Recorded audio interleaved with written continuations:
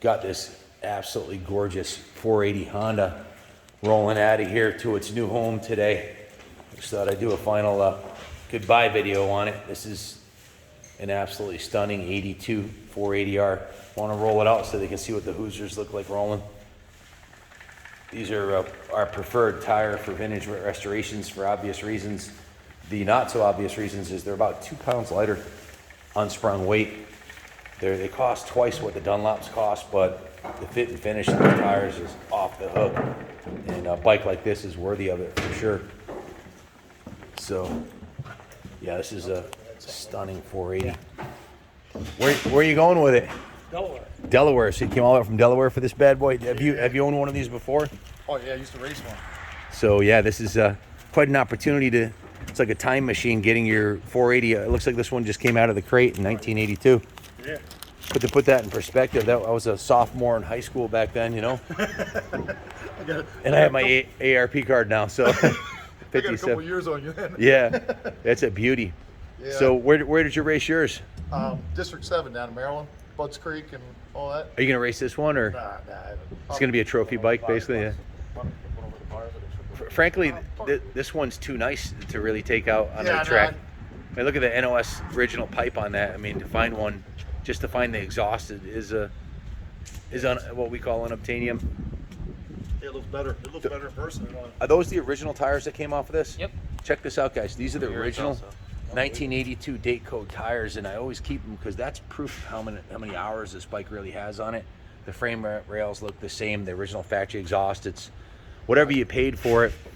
Down the road, 10 years from now, it'll be worth substantially more because these just don't exist like this. You just don't find them in original shape like that. Yeah, I remember those front tires too. That is the original. What model Ford is this? 350. Platinum? Yeah. That's a beautiful piece, man. Thanks. You're going to get a lot of thumbs up on the way back to Maryland. I pretty much guarantee it. And every gas station you stop at, people are going to be like, hey, what's that? That's a beautiful bike, man. It really is. Does it exceed your expectations at first inspection? Yeah, like I said, it looks better in person than it did in a video. I know. Sometimes I say that to the people I watch. I'm like, I don't know if you can really pick up what we're looking at here, but this is the metal fatigue that happens when you race these can't be faked. You know, it's and this has obviously never been. That's the original pipe, dent-free pipe and rims. The date codes on these rims, they're date code. A lot of people don't know that. There's date codes on the rims. Yeah. There's date codes on those tires. And to prove the original, this is the original saddle. I mean, it's not perfect. It's got a little dink in there, but. Bike's 40 years old. Yeah, it is. Yeah, I mean, soon, before you know it, it'll be 50 years old. And where do you find a 50-year-old race bike that's in this kind of shape? What inspired you to buy it? Was it Just because I raced one of these back in the day, and I saw it online how good a shape it was, and I was like, well, if it looks half as good as it does online, oh yeah, it looks way better. Yeah, you can't fake the original condition. See the rubber shock bumper? Usually those are disintegrated from abuse. So they're usually not even there.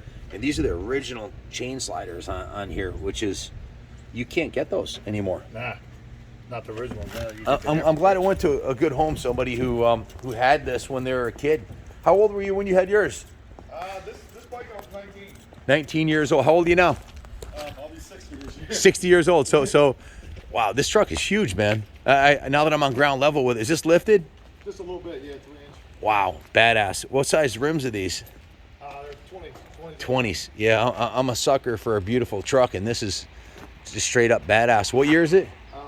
19. 19? Yeah. Really nice. Wow, it's got the platinum. That's the top of the line interior.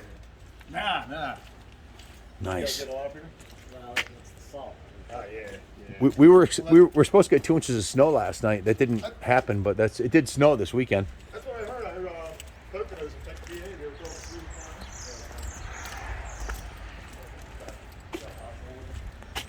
Do you have other bikes in your collection? Is this the first bike in your collection, or do you have others? No, I bought 2 more off of you. I bought a 73 250 CR and Nice. a 81 450. Oh, sweet. So you got a nice collection of because Hondas. I raced the 81 too. Are both of those as nice as this? This is probably the 81's really good, Yeah. but this is just a little bit better. And when you look at the original carb, and like I said, the camera's not picking this up. Looking at it, it's it's pretty remarkable.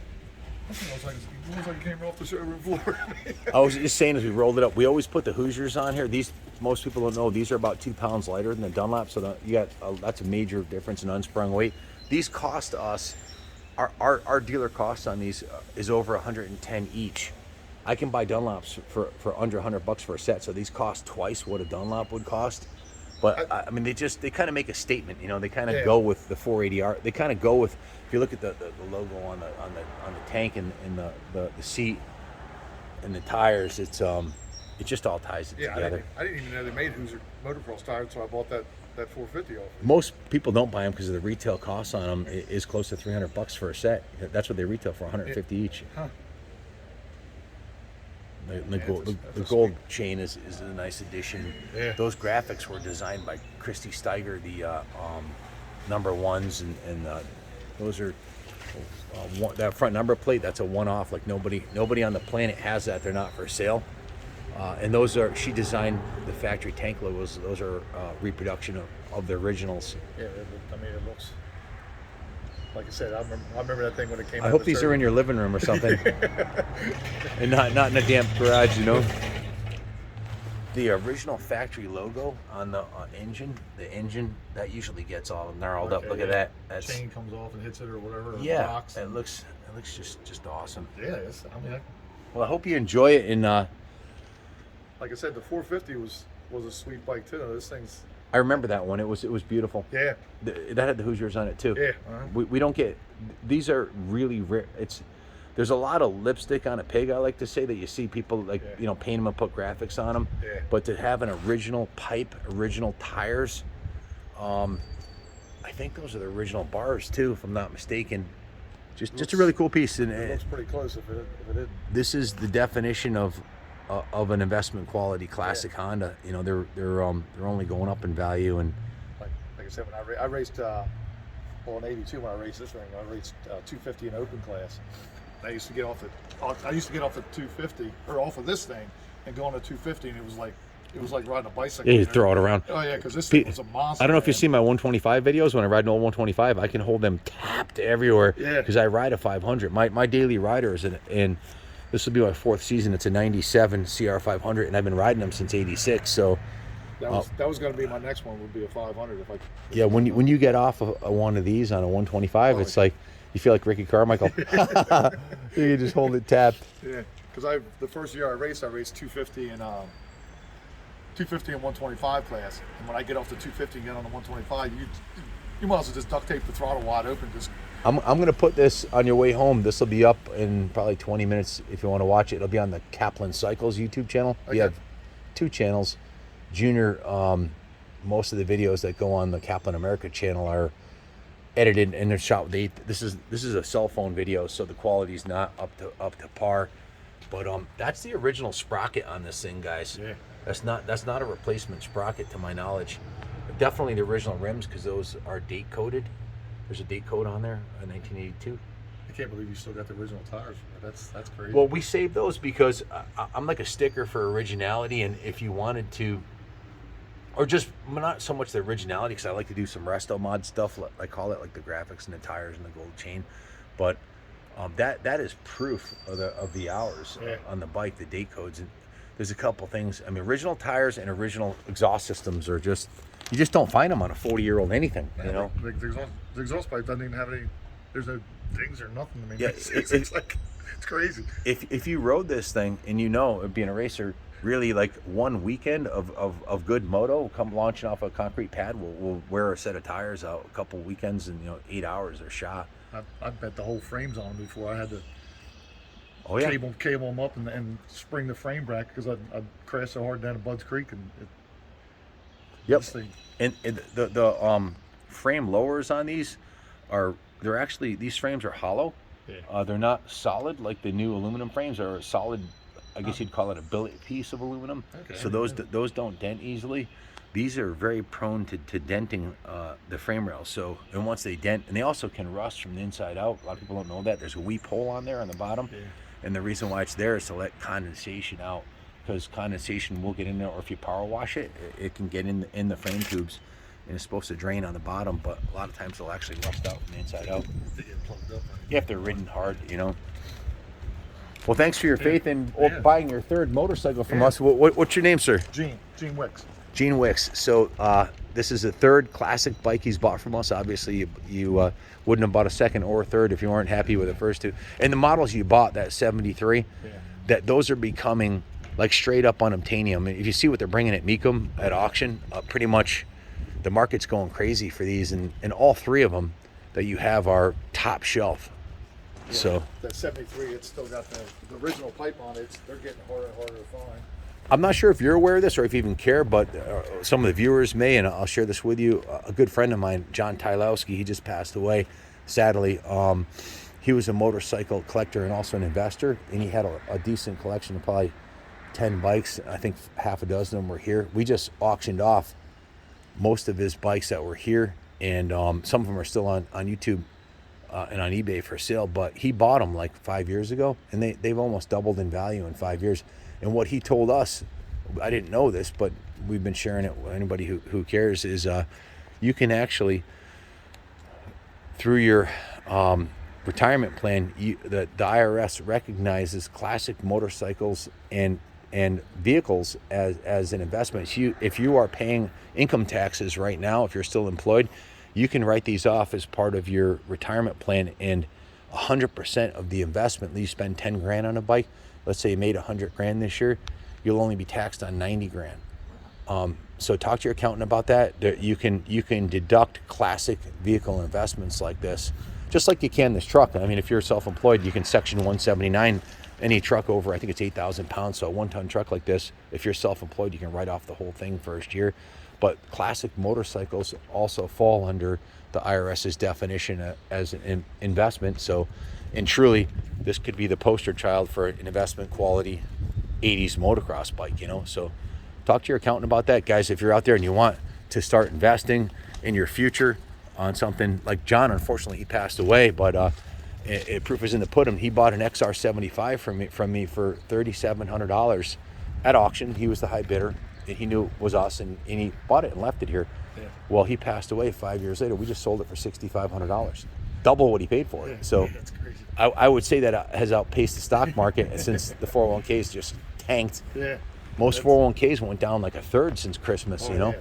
So if you had 400,000 on your 400k or your 401k, it's not 401k anymore. 400,000, it's now 300,000. Sadly, the market does that. It tanks, and these are pretty much precious metal. They're, and I know that's probably not why you bought it, but I didn't. But I mean, it's more nostalgic than it was investment. Yeah. But still, I mean, it's good to know that they are going up and up. It's not a. It's actually, like I said, it's actually a decent investment. Yeah, they are. I'm positive both those bikes you bought a couple years ago or last year, or whatever, if you wanted us to resell them for you, they would exceed whatever they sold for. Especially, you know, the 70s, 80s bikes. They're You're not getting them back, so. Yeah, we're yeah. But you know, if someone out there is thinking, geez, should I drop 7, 10, 20 grand on a vintage bike?